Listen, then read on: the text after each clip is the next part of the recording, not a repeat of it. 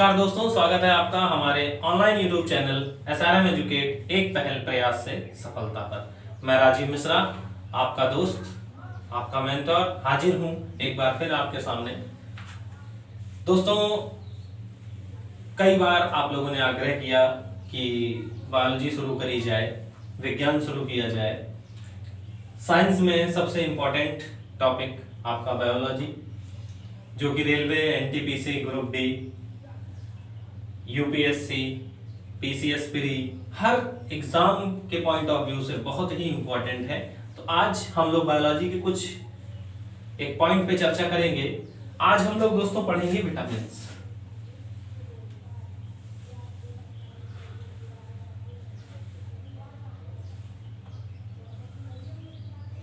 आज हम लोग विटामिन्स के बारे में देखेंगे। ये आपको लगभग 2 पार्ट में आपको विटामिन पूरा हो जाएगा।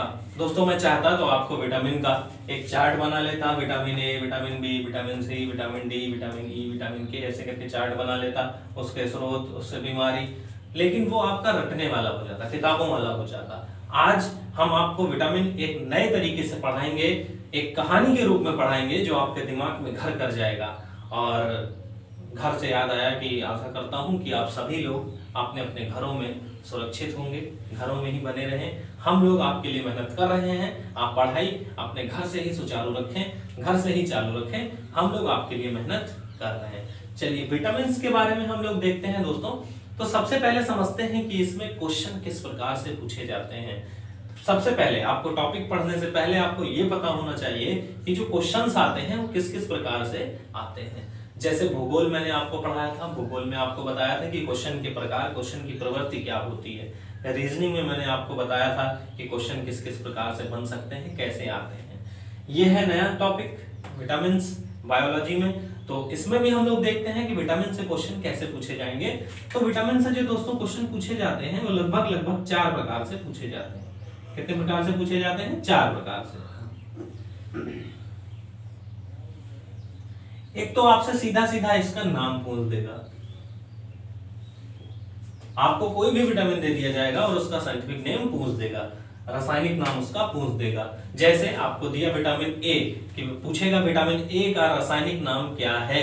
उनमें से 3 जो होंगे वो किसी और विटामिन के होंगे नाम, और एक जो होगा वो विटामिन A का ही होगा। तो कुछ सवाल ऐसे पूछ दिए जाते हैं। दूसरा सवाल आपका जो बनेगा दोस्तों, वो आपसे सोर्स से पूछा जाएगा कि कौन सा विटामिन का सोर्स कौन सा है, मुख्य स्रोत क्या है, कहां कहां से ये विटामिन प्राप्त होते हैं, उससे प्रश्न पूछ दिया जाएगा। तीसरा जो क्वेश्चन आपसे बनेगा दोस्तों, वो कमी से बनेगा कि विटामिन की कमी से क्या क्या होता है, क्या क्या रोग होता है। और चौथा जो सबसे टफेस्ट क्वेश्चन बनता है, वो दोस्तों मिलान करने के लिए आपको दे दिया जाएगा। मिलान करने के लिए 4 विटामिन इधर होंगे, 4 स्रोत हो सकता है दे रखे हों, 4 आपके नेम दे रखे हों, केमिकल नेम्स दे रखे हों, उनको आपको आपस में मिलान करना हो। तो लगभग आपको विटामिन से ये 4 प्रकार के क्वेश्चन देखने को मिलेंगे। चलिए देखते हैं विटामिन के बारे में हम लोग दोस्तों।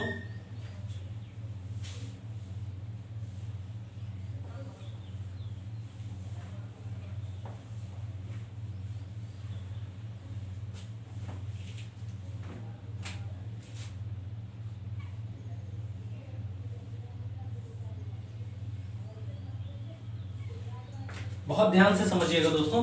विटामिन एक प्रकार का कार्बनिक पदार्थ होता है जिनका निर्माण हमारे शरीर में नहीं होता है। और एक काम और करिएगा, आप लोग पेन पेंसिल लेके बैठिए, पेन और कॉपी लेके बैठिए, साथ में नोट्स बनाते हुए चलिए तो ज्यादा अच्छा होगा। मैं पॉइंट वाइज आपको सब लिखाता जाऊंगा और एक कहानी के रूप में आपको सारे विटामिन याद हो जाएंगे। और गारंटी देता हूं आपको दोस्तों कि एक बार अगर आप विटामिन पढ़ लेंगे यहाँ पर, तो आपको दोबारा विटामिन पढ़ने की जरूरत नहीं होगी। और वीडियो को बिना स्किप करे पूरा देखिए। चलिए, तो सबसे पहले दोस्तों मैंने आपको बताया कि ये कार्बनिक पदार्थ होते हैं। क्या होते हैं? कार्बनिक पदार्थ होते हैं जिनका निर्माण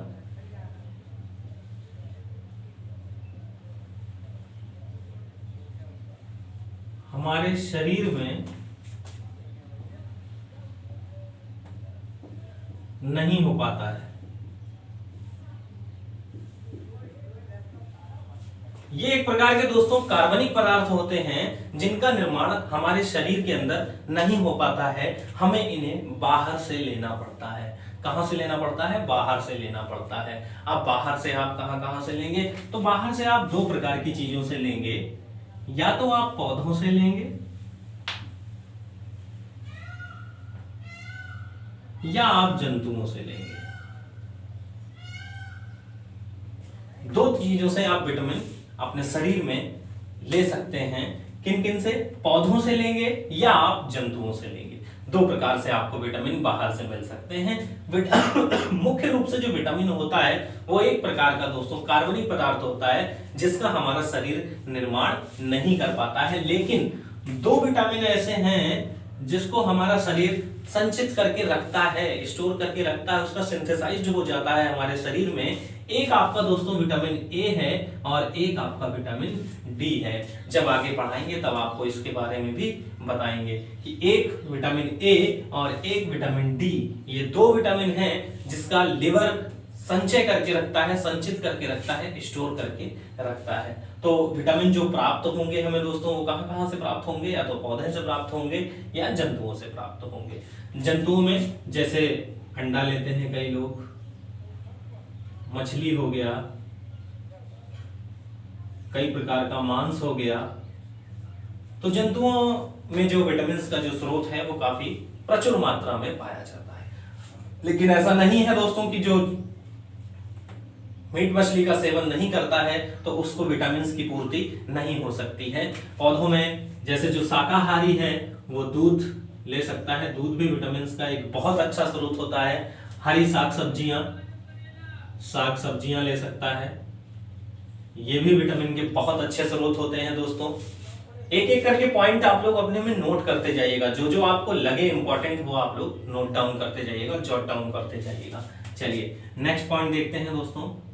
विटामिन के बारे में सबसे पहले हमें जानकारी जो दी थी वो L.I. न्यूलन नामक एक वैज्ञानिक थे, उन्होंने दी थी। किसने दी थी? सबसे पहले जानकारी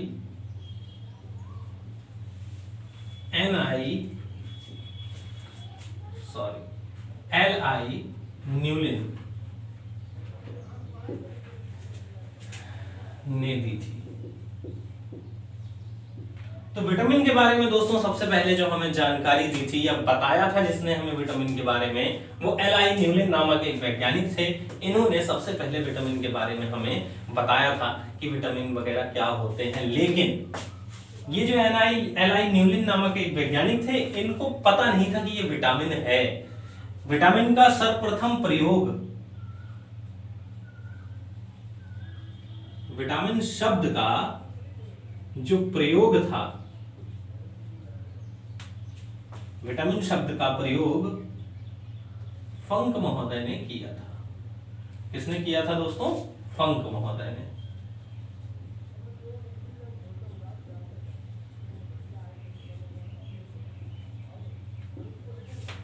सबसे पहले बताने वाले जो वैज्ञानिक थे वो L.I. न्यूलन थे, और सर्वप्रथम विटामिन शब्द का जो प्रयोग किया था वो किसने किया था? फंक ने किया था। तो विटामिन का पिता या विटामिन के खोजकर्ता किसको मान लिया जाता है दोस्तों? फंक को मान लिया जाता है। इसका श्रेय L.I. न्यूलन जी को नहीं दिया जाता है। तो जो फंक महोदय थे इन्होंने ही क्या करा था दोस्तों? विटामिन की खोज करी थी। अगर आपसे पूछा जाए तो एक क्वेश्चन दोस्तों आपसे यही बन सकता है कि विटामिन की खोज किसने करी थी? तो विटामिन की खोज किसने करी थी? तो फंक महोदय ने करी थी विटामिन की खोज।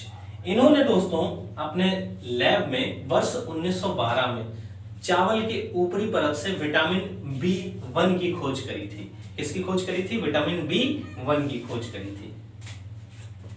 फंक जी ने चावल के ऊपरी परत से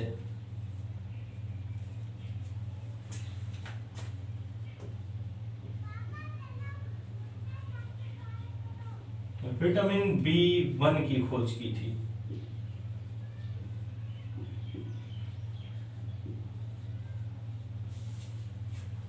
तो फंक महोदय जो थे जिन्होंने विटामिन शब्द का प्रयोग सबसे पहले किया था, उन्होंने कौन सा विटामिन खोजा था दोस्तों? वो B1 विटामिन खोजा था। और किससे खोजा था? चावल का जो ऊपरी परत है, उस ऊपरी परत से, चावल के छीलन से विटामिन B1 की खोज करी थी। तो दूसरा क्वेश्चन आपसे जो बन सकता है दोस्तों, वो क्या बन सकता है कि सबसे पहला खोजा गया जो विटामिन था वो कौन सा था? तो आपका जवाब होगा विटामिन B1। आशा करता हूं दोस्तों आपको ये बहुत अच्छे से समझ में आ रहा होगा। एक कहानी के तौर पे आप लोग पढ़िए ताकि आपके दिमाग में बहुत अच्छे से ये घर कर जाए, आपको दोबारा पढ़ने की जरूरत ना हो। ठीक है, तो ये कार्बनिक पदार्थ होते हैं जिनका निर्माण हमारे शरीर में नहीं हो पाता है, इसको हमें बाहर से लेना होता है। अब लेंगे कहां कहां से दोस्तों? या तो पौधों से लेंगे या तो जंतुओं से लेंगे। जंतुओं में जैसे मीट, मछली, अंडा और कई प्रकार के जंतु होते हैं। कई सारे लोग आज देखिए, आज पूरा विश्व एक जंतुओं की वजह से ही महामारी के दौर से गुजर रहा है, ऐसा बताया जाता है। अभी कोई साबित नहीं हुआ है सही रूप से, सही तौर से। ऐसा बताया जाता है कि चमगादड़ का सूप पीने से जो वायरस पनपा है, कोरोना वायरस, सार्स प्रजाति का ये वायरस है, तो जंतुओं से भी हम लोग ले सकते हैं विटामिन। पौधों से हम लोग विटामिन ले सकते हैं। शाकाहारी जो लोग हैं वो लोग भी विटामिन ले सकते हैं। नेक्स्ट पॉइंट हमने दोस्तों आपको बताया कि सबसे पहले इसकी जानकारी जो दी थी वो एलाइन न्यूलिन नामक एक वैज्ञानिक थे, उन्होंने इसकी जानकारी सबसे पहले दी थी। लास्ट में दोस्तों आपको क्या बताया कि चावल के ऊपरी परत से फंक महोदय जी ने क्या किया? विटामिन B1 की खोज करी। तो विटामिन B1 खोजा गया, सबसे पहला विटामिन था। हो सकता है आपके एग्जाम में ये क्वेश्चन पूछ दिया जाए कि सबसे पहला खोजा जाने वाला विटामिन कौन सा था? तो विटामिन B1 इसका आंसर होगा। विटामिन शब्द का प्रयोग सर्वप्रथम किसने किया था? तो विटामिन शब्द का प्रयोग सर्वप्रथम फंक महोदय ने किया था। अब क्या होता है दोस्तों, विटामिन को दो भागों में बांटा जाता है। घुलनशीलता के आधार पर, घुलनशीलता के आधार पर दो भागों में बांटा जाता है।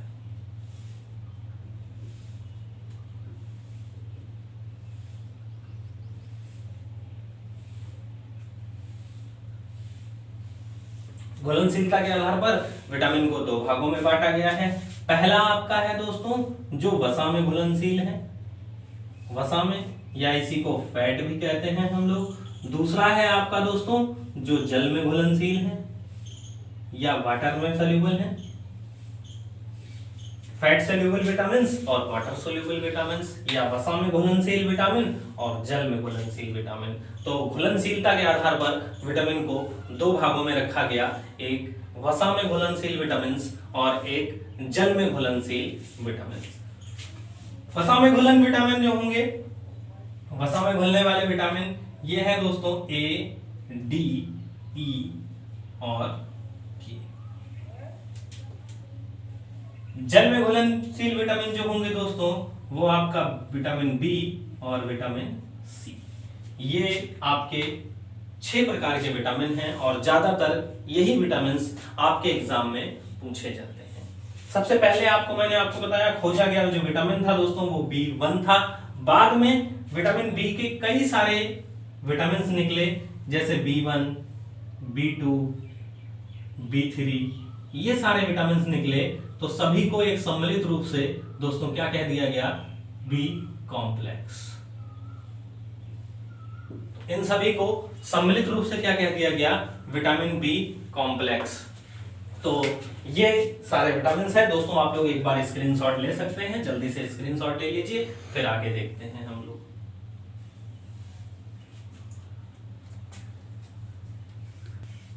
तो दोस्तों हमने आपको बताया कि विटामिन घुलनशील के आधार पर, घुलनशीलता के आधार पर, सॉल्युबिलिटी के आधार पर दो भागों में बांटा गया था, एक जल में घुलनशील विटामिन और एक वसा में घुलनशील विटामिन, वाटर सोल्यूबल और फैट सोल्यूबल विटामिन।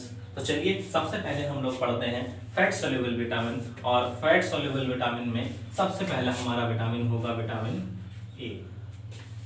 अब सबसे पहला दोस्तों इसमें जो प्रश्न बनेगा वो इसका नाम पूछा जाएगा, रासायनिक नाम पूछा जाएगा।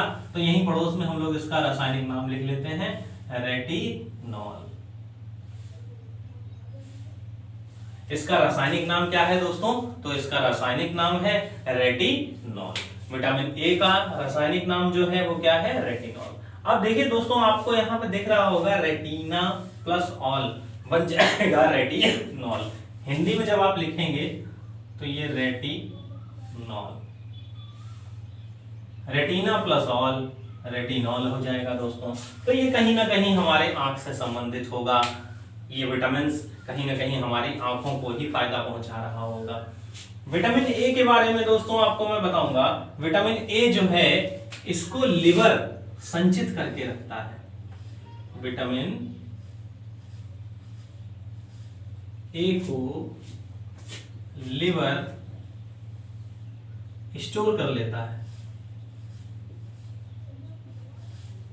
अभी मैंने आपको बताया था दोस्तों कि दो विटामिन, विटामिन ए और विटामिन डी, ये दो विटामिन ऐसे हैं जिनको हमारा लिवर स्टोर करके रखता है, संचित करके रखता है। तो विटामिन ए का रासायनिक नाम क्या हुआ दोस्तों? रेटिनॉल। और विटामिन ए को कौन स्टोर करके रखता है दोस्तों? तो लिवर स्टोर करके रखता है। विटामिन ए जो होता है दोस्तों, ये मुख्य रूप से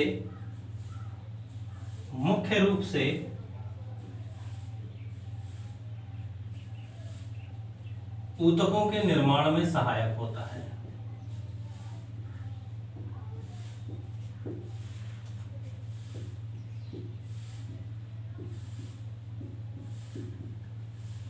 मुख्य रूप से ऊतकों के निर्माण में सहायक होता है। ऊतक मतलब होता है दोस्तों टिश्यू। आपको हिंदी और इंग्लिश कोई समस्या नहीं होगी, बहुत आराम से मैं पढ़ाते चला जा रहा हूं। तो विटामिन ए क्या करता है दोस्तों? लिवर इसको स्टोर करके रख लेता है। दूसरा इसका काम क्या है दोस्तों? इसका जो मुख्य कार्य है ये ऊतकों के निर्माण में सहायक होता है। हमारे बॉडी में जो टिश्यूज बनती हैं उसके निर्माण में ये काफी सहायक होता है। तो ये टिश्यू के निर्माण में सहायक विटामिन है। दूसरा, हमारी जो श्वास नली है, जिसे हम लोग दोस्तों ट्रेकिया कहते हैं, को सूखने से बचाता है।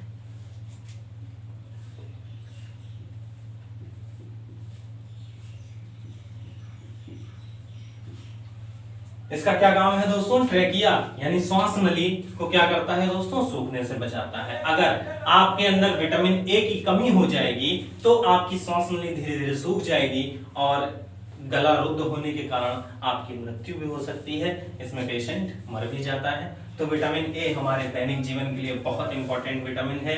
इसकी उपयोग भी कई सारे हैं हमारे शरीर में। मुख्य काम क्या है इसका दोस्तों? ऊतकों का निर्माण करना। दूसरा, हमारी जो श्वास नली होती है उसको भी क्या करता है ये दोस्तों? सूखने से बचाता है। तीसरा काम है दोस्तों इसका, जो हमारे आंख में जो आंसू निकलता है, क्या निकलता है? आंसू। तो ये आंखों को भी शुष्क होने से बचाता है। आंखों को शुष्क होने से बचाता है। हमारे आंखों में जो आंसू होते हैं उनका भी बहुत कार्य होता है दोस्तों। खुशी में भी निकलते हैं, गम में भी निकलते हैं। कहीं कहीं आपने गांव वगैरह में सुना होगा कि उस व्यक्ति के आंसू ही मर गए हैं, उसके आंसू निकलते ही नहीं हैं। तो इसमें क्या होता है दोस्तों? जब हमारे आंखों से जो आंसू निकलते हैं वो जब सूख जाते हैं तो इस बीमारी को कहा जाता है ज़ीरोफ्थैल्मिया।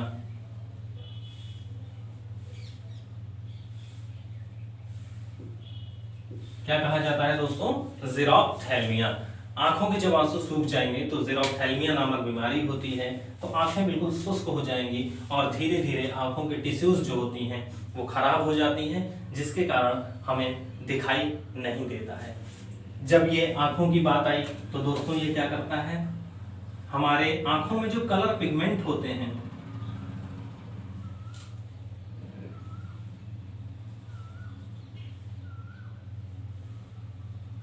इनके भी निर्माण में सहायक होता है।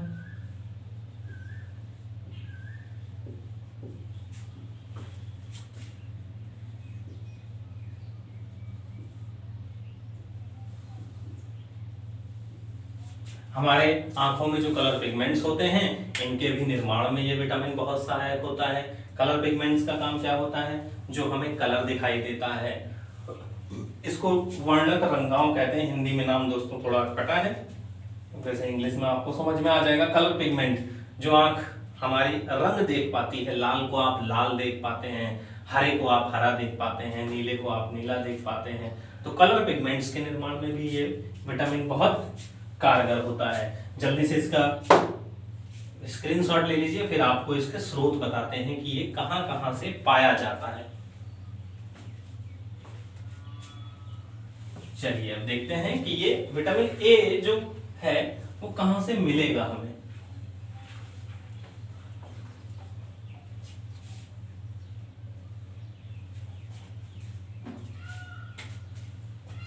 स्रोत की अगर दोस्तों बात करेंगे या सोर्स की, तो ये मुख्य रूप से दोस्तों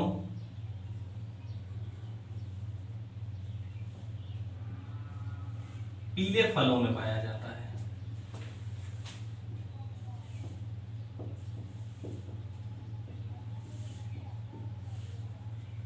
पीले फलों में पाया जाता है जैसे आपका पपीता हो गया, आम हो गया, आपका सेब में भी दोस्तों कुछ मात्रा में पाया जाता है ये। तो जितने पीले फल हैं मुख्य रूप से ये उसके स्रोत हैं। स्रोत का दोस्तों आपको हम लिस्ट बना के नहीं दे सकते हैं क्योंकि बहुत सारे स्रोत होते हैं इनके। ये जब ऑप्शन में आपके आएगा तो आपको ऑप्शन के हिसाब से लगाना होता है कि कहां पर ये किस उसमें ज्यादा मात्रा में पाया जाता है। अगर आप साग सब्जी की बात करेंगे तो पालक में भी आपको देखने को मिलेगा। पालक में आपको विटामिन ए की मात्रा मिलेगी। विटामिन ए की मात्रा दोस्तों आपको धनिया में भी देखने को मिलेगी। धनिया में कुछ मात्रा में आपको देखने को मिलेगा। हमने आपको बताया था कि स्रोत दो होते हैं, जंतुओं से भी आप प्राप्त कर सकते हैं और किससे प्राप्त कर सकते हैं, आप पेड़ पौधों से भी प्राप्त कर सकते हैं। तो जंतुओं की अगर बात करेंगे तो आपको अंडे का पीला भाग देखने को मिलेगा। अंडे का पीला भाग, तो ये आपके कुछ मुख्य स्रोत हैं दोस्तों, जहां जहां से आप विटामिन ए प्राप्त कर सकते हैं। मुख्य रूप से ये जो है वो पीले फलों में मिलता है। जैसे आपका पपीता पीला फल है, आम हो गया, कुछ मात्रा में ये सेब से भी आपको प्राप्त होता है, पालक से भी ये प्राप्त होता है, धनिया में भी आपका विटामिन ए की मात्रा कुछ होती है, अंडे का पीला भाग जो है उससे भी आप विटामिन ए प्राप्त कर सकते हैं। तो आशा करता हूं दोस्तों विटामिन ए आपको बहुत अच्छे से समझ में आ गया होगा। छोटा सा रिकैप करते हैं। विटामिन ए, विटामिन ए का रासायनिक नाम क्या है दोस्तों? तो विटामिन ए का रासायनिक नाम है हमारा रेटिनॉल। अच्छा, पिछले वाले में दोस्तों एक चीज छूट गया है, रतौंधी भी होती है उससे। ये ज्यादातर लोगों को आपको पता होगा, इसलिए मैंने इस पे बहुत ज्यादा ध्यान नहीं दिया। मैं वो चीजें आपको पढ़ा रहा हूँ जो आपको ना पता हो, जो आपके एग्जाम्स के लिए बहुत इंपॉर्टेंट हो। और एक बार आप विटामिन पढ़ लीजिए दोस्तों, 100% गारंटी है कि आप पीसीएस प्री तक का आप पेपर उठाइएगा, आपका विटामिन से क्वेश्चन नहीं छूटेगा। ये एसआरएम एजुकेट आपको गारंटी देता है। तो बने रहिएगा हमारे साथ, वीडियो पूरी देखिएगा। तो कार्य क्या क्या है दोस्तों इसका? ऊतकों के निर्माण में सहायक होता है, ये ऊतक का निर्माण करता है। कलर पिगमेंट्स के निर्माण में सहायक होता है, रंग जो हमें आंखों से दिखाई पड़ते हैं उनके निर्माण में ये सहायक होता है। सांस नली को सूखने से बचाता है, शुष्क होने से बचाता है। तीसरा कार्य क्या है दोस्तों? आंखों में जो आंसू होते हैं उनको सूखने से बचाता है और इस बीमारी को क्या कहा जाता है? ज़ेरोफ्थेल्मिया कहा जाता है। चलिए इसका भी स्क्रीनशॉट ले लीजिए, फिर नेक्स्ट विटामिन हम लोग देखते हैं। तो दोस्तों नेक्स्ट विटामिन है हमारा विटामिन डी। विटामिन डी का दोस्तों अगर रासायनिक नाम पूछा जाए तो रासायनिक नाम है कैल्सीफेरॉल।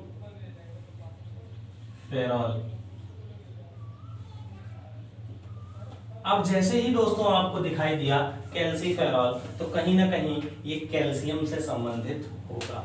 कहां से संबंधित होगा दोस्तों? कैल्शियम से संबंधित होगा। और कैल्शियम दोस्तों आप लोग मान जानते हैं कि हमारे हड्डी के निर्माण में बहुत सहायक होता है। इस विटामिन को दोस्तों धूप का विटामिन कहा जाता है। क्या कहा जाता है? धूप का विटामिन कहा जाता है। विटामिन डी को धूप का विटामिन कहा जाता है। ये सूर्य से जो पराबैंगनी किरणें आती हैं वो हमारे शरीर में त्वचा के नीचे एक पदार्थ होता है जिसको कहा जाता है इर्गोस्टेरॉल।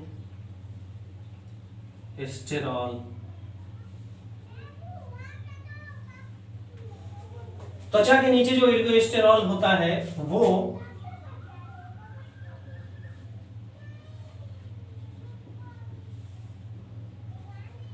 अल्ट्रावायलेट किरणों को किसमें बदल देता है दोस्तों? विटामिन डी में बदल देता है।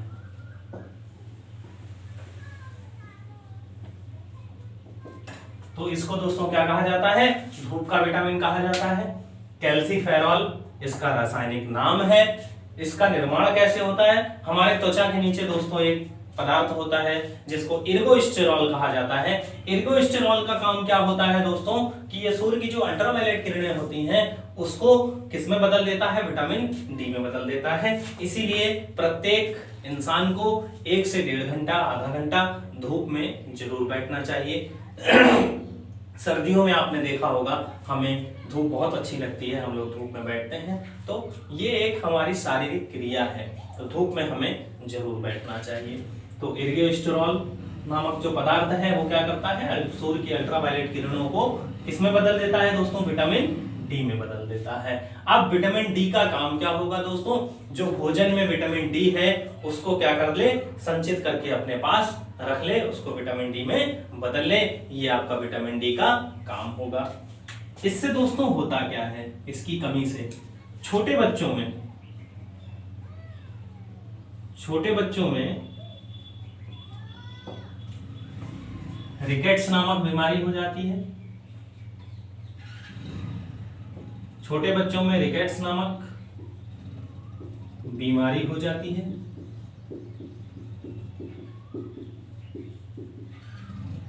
छोटे बच्चों में क्या हो जाता है दोस्तों? रिकेट्स नामक बीमारी हो जाती है या सूखा रोग हो जाता है।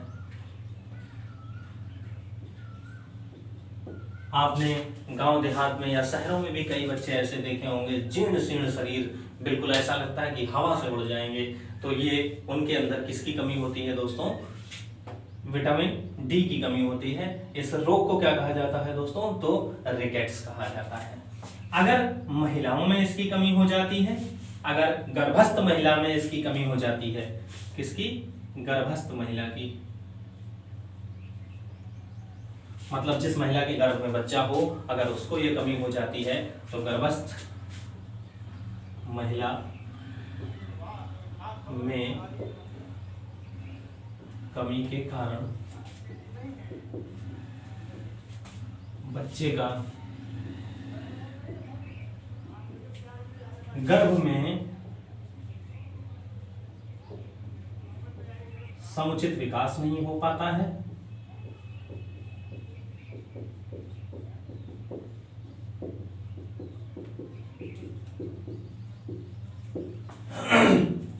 अगर दोस्तों गर्भस्थ महिलाओं में इसकी कमी हो जाए तो गर्भ में जो उसके बच्चा होता है उसका समुचित विकास नहीं हो पाता है, बच्चा कमजोर पैदा होता है क्योंकि उसकी हड्डियों का निर्माण अच्छे से नहीं हो पाता है। दोस्तों हड्डियों की अगर हम बात करें तो हड्डी के निर्माण में कैल्शियम बहुत कारगर होता है। हड्डी के निर्माण में दोस्तों आपको पता होगा कि 38%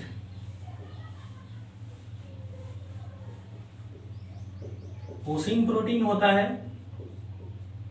जिससे हमारी अस्थियां बनती हैं, और 62% कैल्शियम और मैग्नीशियम के फॉस्फेट होते हैं। तो दोस्तों देख रहे हैं आप लोग जो हमारी हड्डियां बनती हैं 38% दोस्तों इसमें ओसिन प्रोटीन होता है और 62% कैल्शियम और मैग्नीशियम के फॉस्फेट्स होते हैं। इससे दोस्तों अस्थि भंगुरता नामक रोग हो जाता है। अस्थि भंगुरता,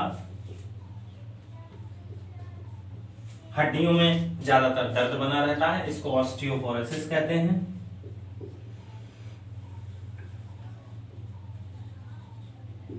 इसको क्या कहा जाता है दोस्तों? ऑस्टियोपोरोसिस कहते हैं।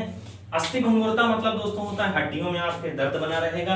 ये ज्यादातर वयस्क लोगों के होता है। आपने सुना होगा कोई चलता है कि ये जब विटामिन डी की बहुत ज्यादा कमी हो जाती है तो एक आध सीढ़ी चढ़ने में भी हमारी हड्डियां टूट जाती हैं। ये वयस्क लोगों के इस विटामिन डी की कमी से होता है। तो ये इसके दोस्तों काम है।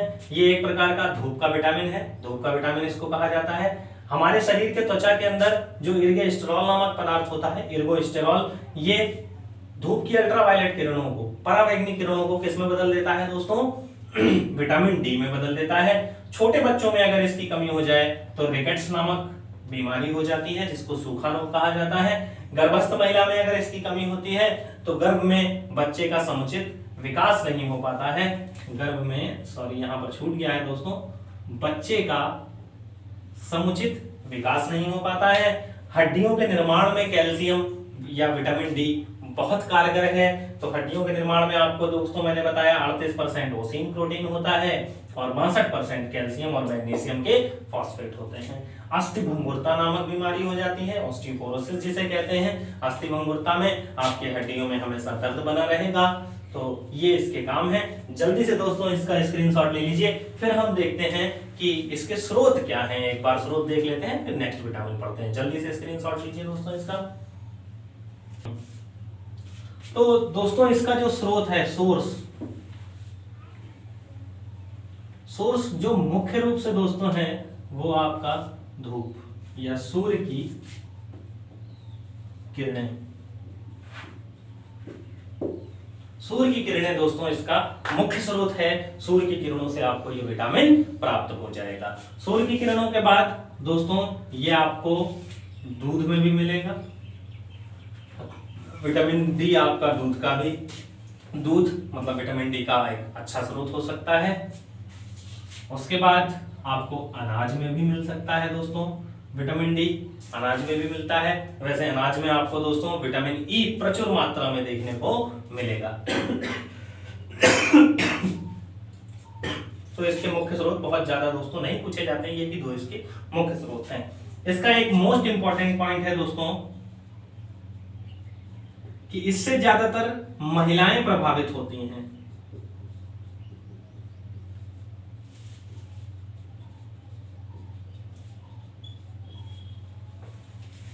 इस विटामिन की कमी दोस्तों ज्यादातर महिलाओं में देखने को मिलता है। जो गृहिणियां होती हैं वो बाहर धूप में नहीं निकल पाती हैं, दिन भर अपने घर के कामकाज में लगी रहती हैं, तो धूप से उनका संपर्क नहीं हो पाता है। इस वजह से महिलाओं में विटामिन डी की कमी हो जाती है। चलिए इसका स्क्रीनशॉट ले लीजिए जल्दी से और फिर देखते हैं हम लोग अपना नेक्स्ट विटामिन। जल्दी स्क्रीनशॉट लीजिए।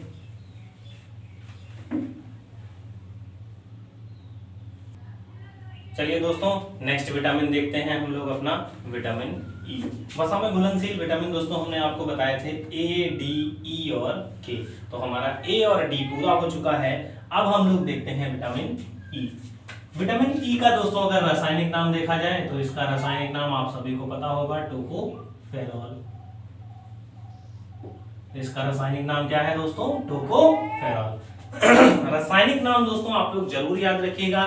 कई बार एग्जाम्स में पूछा जाता है रासायनिक नाम कि फला विटामिन का क्या रासायनिक नाम होगा। विटामिन ए का रासायनिक नाम, विटामिन बी का रासायनिक नाम, विटामिन सी का रासायनिक नाम। विटामिन बी तो पूरा कॉम्प्लेक्स है, B1, B2, B3, B4, B5, 12 तक 12 से 13 विटामिन खोजे गए बाद में, जिसको विटामिन बी कॉम्प्लेक्स नाम दिया गया। तो सभी विटामिन के आप लोग केमिकल नेम जरूर याद कर लीजिएगा। हर बार एग्जाम्स में दोस्तों पूछा जाता है और मैं विटामिन के जस्ट पड़ोस में आपका केमिकल नेम लिख के दे रहा हूं, फिर मैं आपको बता रहा हूं, साथ में नोट करते जाइए आप लोग, आपके लिए बहुत इंपॉर्टेंट है। विटामिन ई, इसको दोस्तों प्रजनन का विटामिन कहा जाता है। प्रजनन का विटामिन कहा जाता है। इसको प्रजनन का विटामिन कहा जाता है। विटामिन ई की अगर आपके अंदर कमी हो गई तो पुरुषों के अंदर अगर कमी हो जाएगी तो नपुंसकता बढ़ जाती है, और अगर महिलाओं के अंदर कमी हो गई तो बांझपन आ जाता है। तो विटामिन ई जो है दोस्तों वो किसके लिए जाना जाता है? इसको प्रजनन का विटामिन भी कहा जाता है। प्रजनन के बारे में जैसे आप लोग जानते होंगे तो मेल में दोस्तों हमारा जो प्रजनन होता है वो टेस्टिस, जिसे हम लोग हिंदी में वृषण कहते हैं, और फीमेल में दोस्तों ओवेरी, जिसको हम लोग अंडाणु कहते हैं। ये क्या करेगा दोस्तों? टेस्टिस क्या करेगा? स्पर्म का सिक्रेशन करेगा, और अंडाणु क्या करेगा दोस्तों? अंडाणु करेगा एग का सिक्रेशन, या जिसको अंडाणुज कहा जाता है। तो टेस्टिस का क्या काम होता है दोस्तों? इसका सिक्रेशन ही नहीं होता है, इसका कार्य इसको और एक्सपर्ट बनाना और सही बनाना। तभी ये जब पर्याप्त मात्रा में टेस्टिस से स्पर्म, ओवेरी से अंडाणु या एग का निर्माण होगा, तभी जाकर ये फैलोपियन ट्यूब में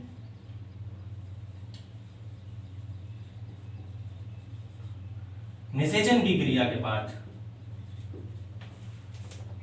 जाइगोट का निर्माण करेंगे। किसका निर्माण करते हैं दोस्तों? जाइगोट का निर्माण करते हैं। तो इन सब में जो मुख्य कार्य है वो किसका है दोस्तों? विटामिन ई का कार्य होता है। तो विटामिन ई को क्या कहा जाता है? प्रजनन का विटामिन भी कहा जाता है। इसको रासायनिक नाम क्या है दोस्तों? टोकोफेरॉल इसका रासायनिक नाम है। दूसरा, इसको दोस्तों सौंदर्य का विटामिन भी कहा जाता है। सौंदर्य का विटामिन भी कहा जाता है।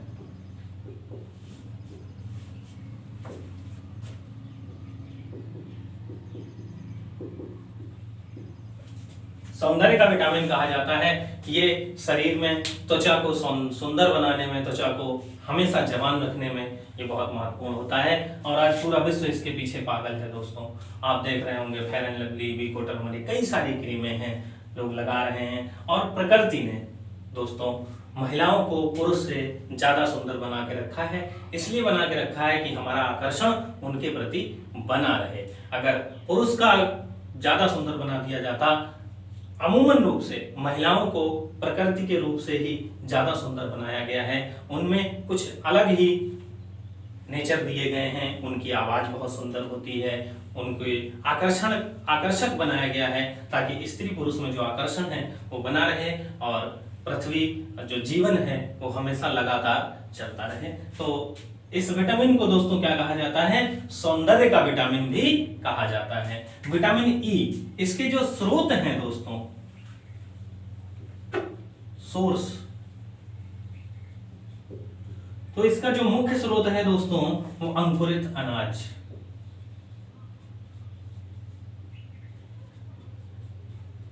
अंकुरित अनाज दोस्तों इसके मुख्य स्रोत हैं। जैसे आप अंकुरित गेहूं भी ले सकते हैं, चना हो गया, मूंग हो गया, ये सब आपके क्या हैं? अंकुरित अनाज इसके मुख्य स्रोत हो सकते हैं। अन्य स्रोतों की अगर बात करेंगे तो दोस्तों पालक हो जाएगा आपका, बादाम हो जाएगा आपका, बादाम भी इसका बहुत मुख्य स्रोत है। विटामिन ई पर्याप्त मात्रा में पाया जाता है, और बादाम ही नहीं अन्य मेवा भी विटामिन ई के बहुत अच्छे स्रोत होते हैं। इसलिए बताया जाता है कि महिलाओं को अंकुरित अनाज और मेवे वगैरह खिलाते रहना चाहिए। तो ये इसके क्या है दोस्तों? मुख्य स्रोत हैं। सलजम में भी दोस्तों कुछ मात्रा में पाया जाता है। किसमें पाया जाता है? सलजम में भी कुछ मात्रा में पाया जाता है। लेकिन इसका अगर मुख्य सोर्स देखेंगे आप दोस्तों तो इसका मुख्य सोर्स है आपका अंकुरित अनाज। तो आशा करता हूं दोस्तों आपको बहुत अच्छे से ये सब समझ में आ गया होगा। वीडियो ज्यादा लंबा ना हो जाए इसलिए दोस्तों आज इतने ही विटामिन रखते हैं हम लोग। कल नेक्स्ट पार्ट में हम लोग आगे के विटामिन पढ़ेंगे। आप लोग कमेंट करके मुझे जरूर बताइएगा कमेंट बॉक्स में कि आज की क्लास आपको कैसी लगी, विटामिन अच्छे से समझ में आए या नहीं। तब तक के लिए नमस्कार, जय हिंद, जय भारत।